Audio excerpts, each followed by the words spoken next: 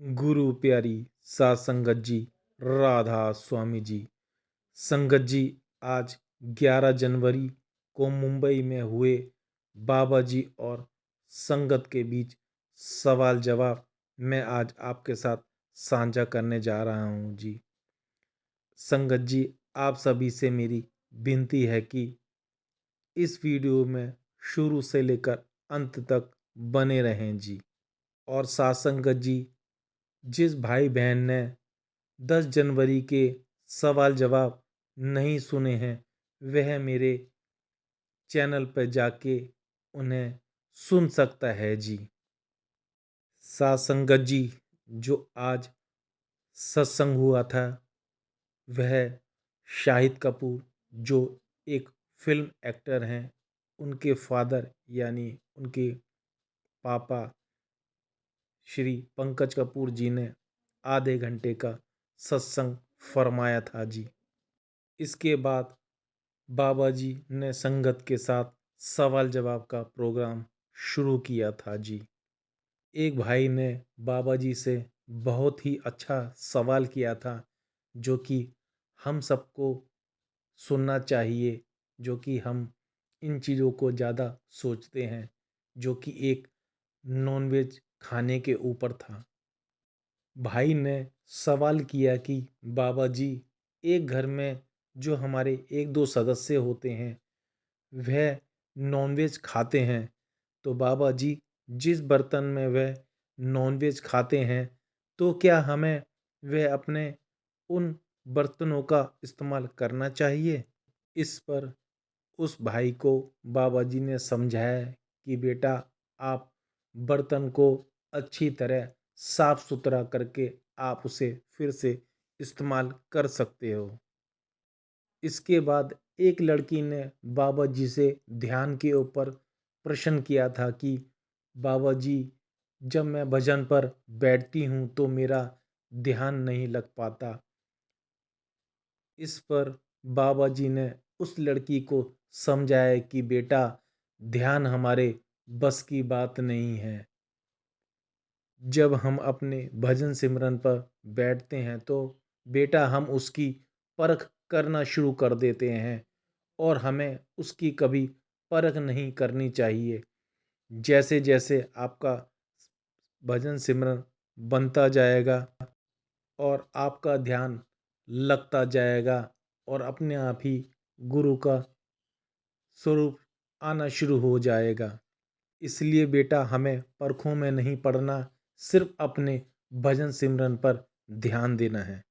फिर एक बीवी ने बाबा जी से प्रश्न किया कि बाबा जी, मुझे हमेशा एक अजीब सी चिंता लगी रहती है।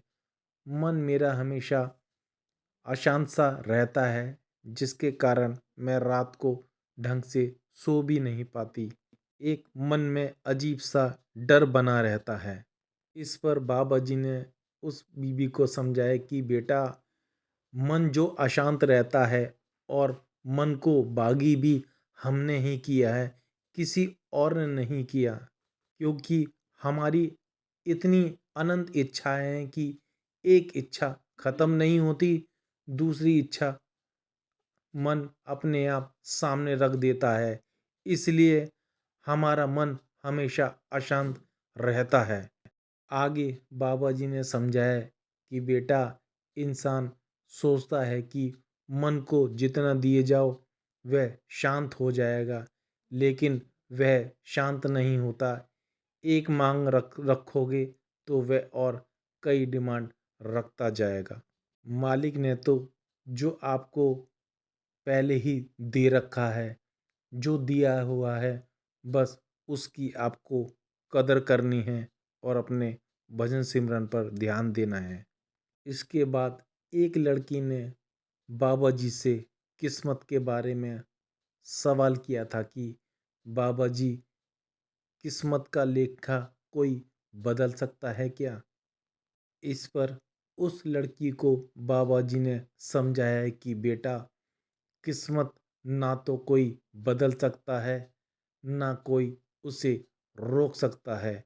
बेटा, किस्मत में जो लिखा है वह आपको जरूर मिलेगा।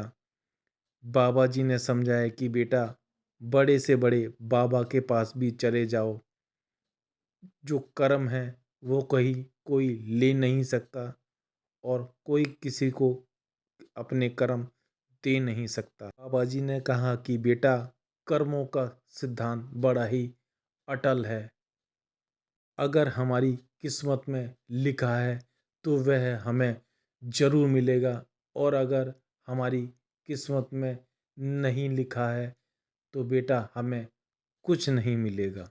फिर आगे यही लड़की ने बाबा जी से विश और दुआ के बारे में सवाल किया था कि बाबा जी, हम किसी के लिए दुआ मांगते हैं तो क्या वह दुआ पूरी होती है? इस पर बाबा जी ने समझाया था कि बेटा, दुआ और बद्दुआ देने से हमारी किस्मत का लिखा नहीं बदल सकता। चाहे विश करें या किसी को बद्दुआ दें, मिलेगा हमें जो हमारी किस्मत का है, जो हमारी किस्मत में लिखा हुआ है। फिर एक भाई ने बाबा जी से सवाल किया था कि बाबा जी, आप कहते हो कि सब कुछ पहले से ही लिखा हुआ है और वही हो रहा है, तो अगर बाबा जी सब कुछ पहले से लिखा हुआ है तो हमारे कर्म क्यों बनते हैं? इस पर उस भाई को बाबा जी ने समझाया कि बेटा, बनती है हमारे कर्मों से। किस्मत हमें एक मोड़ पर लाकर खड़ा कर देती है। उसके बाद फिर आप पर मुनस्सर होता है कि आप कौन सा रास्ता पकड़ेंगे, सही रास्ता या गलत रास्ता। अगर सही रास्ता पकड़ेंगे तो आपको वह सही दिशा की ओर लेके जाएगा। अगर आप गलत रास्ता पकड़ते हैं तो वह आपको गलत डायरेक्शन में लेकर जाता है। इसलिए अक्सर कहा जाता है कि सही रास्ता चुनो तो आपके कर्म नहीं बनेंगे, और अगर गलत रास्ते पर चलेंगे तो बेटा, कल को कर्मों का भुगतान हमें ही देना पड़ेगा। कोई हमारे कर्म नहीं ले सकता और ना ही हमें कोई कर्म दे सकता। फिर एक बीवी ने बहुत ही अच्छा सा क्वेश्चन पूछा कि बाबा जी, अगर कोई सत्संगी परिवार में जन्मा हो और नामदान लेने से पहले उसकी मौत यानी कि मृत्यु हो जाती है, तो बाबा जी, क्या अगला जन्म उसको फिर से सत्संगी परिवार में मिलेगा या नहीं? इस पर बाबा जी ने उसको समझाया था कि बेटा, सब कुछ हमारे कर्मों पर निर्धारित होता है। हमारा जन्म दुनिया के कौन से देश में हो और किसके घर में होगा, ये सब मालिक के ऊपर है। मालिक जो करता है अच्छा ही करता है, इसलिए हमें उसकी मौज पर ही हमें छोड़ देना चाहिए। फिर इसी बीवी ने आगे बाबा जी से पूछा कि बाबा जी, जो हम अक्सर सपने देखते हैं, तो क्या बाबा जी वह सपने सच होते हैं क्या? इस पर बाबा जी ने उनको समझाया कि बेटा, यह सब हमारे मन के प्रभाव होते हैं। जैसे हमारे मन पर प्रभाव पड़े होते हैं, वैसे ही हमें सपना आते हैं। अगर हमें अच्छा सपना आए तो हमें उसको याद रखना चाहिए, और अगर कोई बुरा सपना आए तो उसे भूल जाना चाहिए। बेटा, सपनों का और उसमें कोई हकीकत नहीं होती, वह सिर्फ हमारे मन के प्रभाव होते हैं। फिर बाबा जी ने समझाया कि बेटा, हम अपनी जागृत अवस्था को तो समझ नहीं पाए और हम अनकॉन्शियस माइंड को कैसे समझ सकते हैं। इसलिए हमें इन चीज़ पर ज़्यादा ध्यान नहीं देना। अच्छा आए तो उसको याद रखो, और बुरा सपना आए तो आप उसे भूल जाइए। इसके बाद एक भाई ने बाबा जी से नामदान के ऊपर सवाल किया था कि बाबा जी, हमें क्या मालिक के साथ जुड़ने या उसकी भक्ति करने के लिए क्या हमें नामदान लेना जरूरी है? इस पर बाबा जी ने समझाया कि बेटा, हमें एक अच्छा इंसान बनना है और नामदान इसलिए लिया जाता है कि हम मालिक का शुक्र अदा कर सकें। और ये नहीं, आप कहीं भी किसी भी संस्था के साथ जुड़ सकते हो, आप बड़े प्यार से जुड़ो, हमें केवल उस मालिक का शुक्र करना है। और आपको जहाँ से खुशी मिले या जहाँ से भी नामदान मिले, मालिक का शुक्र कर सकते हो। मकसद तो बेटा हर किसी का एक ही है, मालिक की भक्ति। बस वही हमें नहीं भूलना है। फिर आगे एक भाई ने बाबा जी से सवाल किया कि बाबा जी, मन को हम कैसे कंट्रोल कर सकते हैं? हमारा मन किस प्रकार कंट्रोल में आ सकता है? इस पर बाबा जी ने उनको समझाया कि बेटा, मालिक ने इंसान का जो जामा दिया है उसे विवेक की ताकत दी है और सोचने समझने की शक्ति दी है और ताकत दी है। जब हम सोच समझकर आगे कदम बढ़ाएंगे तो हमारे लिए अच्छा होगा।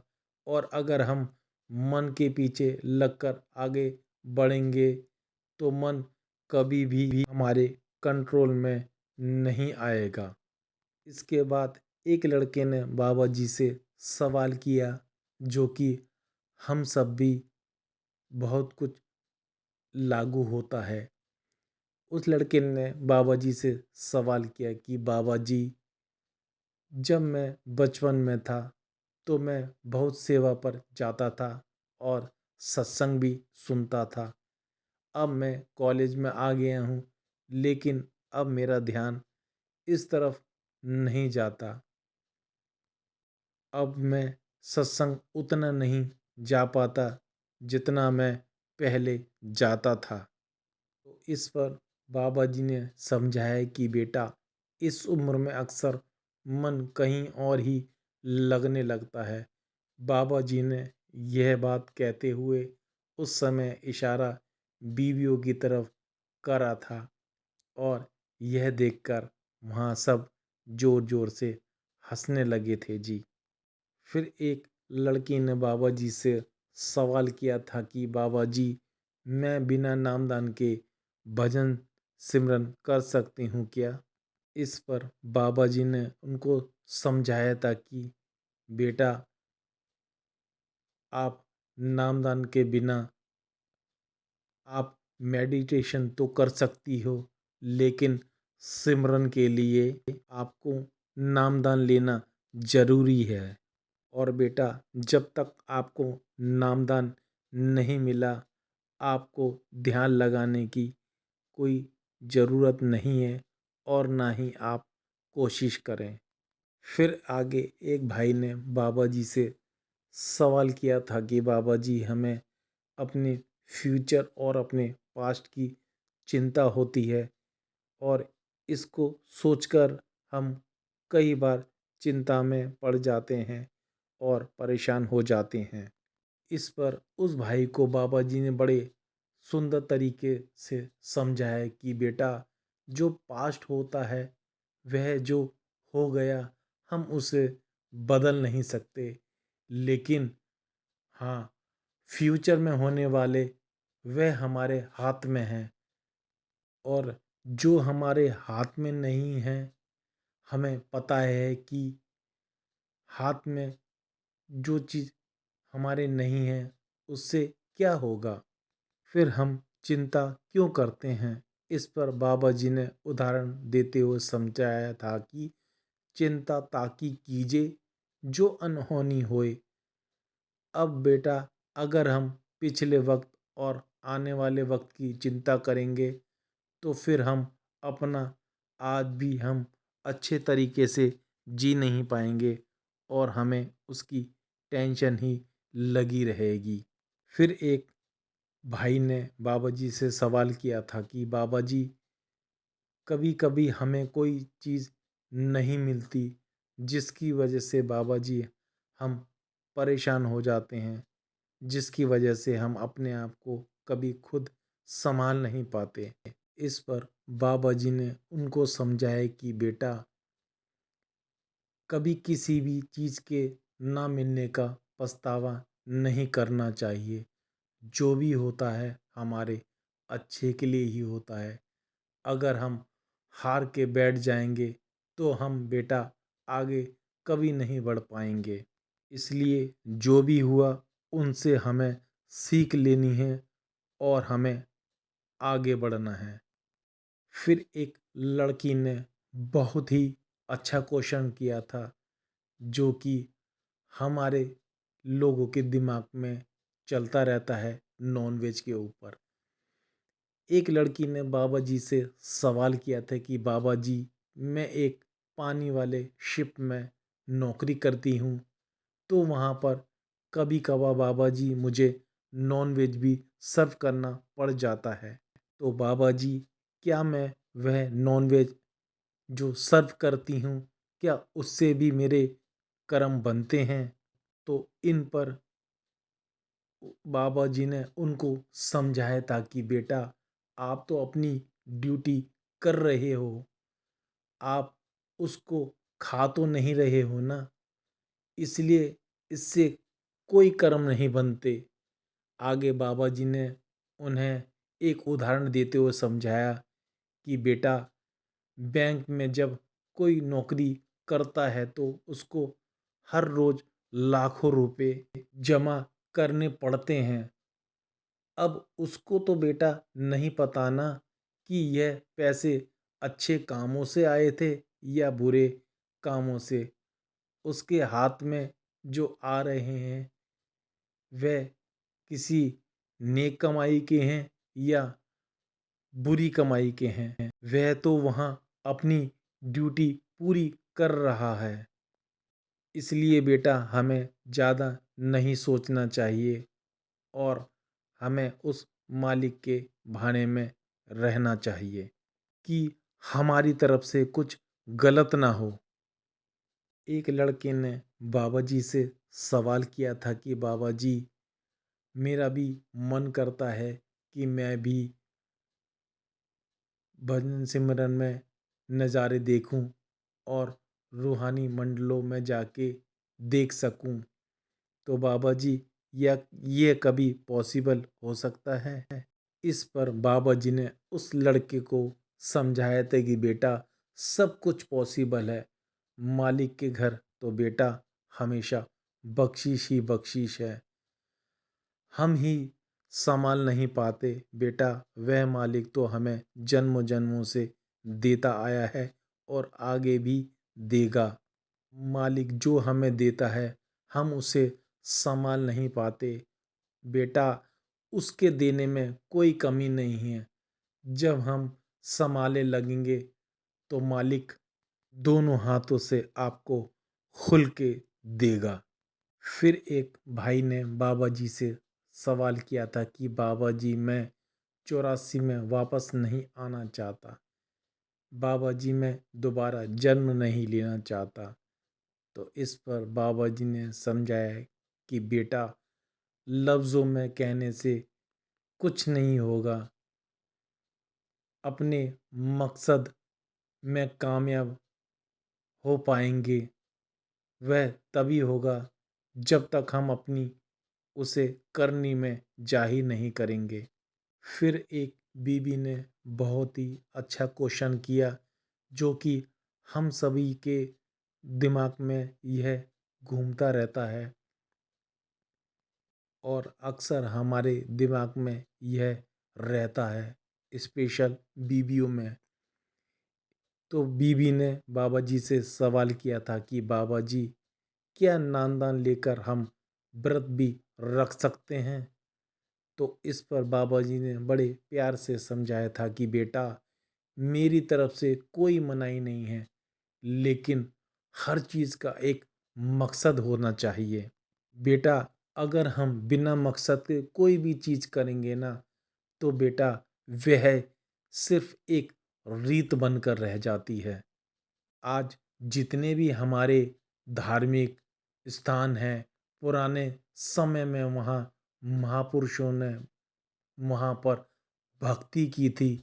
लेकिन आज हम धार्मिक स्थान पर बेटा जाते हैं, वहाँ माथा टेकते हैं, नाक रगड़ते हैं और घंटे बजाते हैं और फिर इसके बाद हम वापिस अपने घर चले जाते हैं। बेटा यह एक रीत सी बन गई है। आगे बाबा जी ने बच्चे का उदाहरण देते हुए बहुत ही अच्छे तरीके से समझाया कि बेटा अगर बच्चा स्कूल जाकर माथे टेक कर वापस आ जाए तो आप क्या बच्चा परीक्षा में पास हो जाएगा?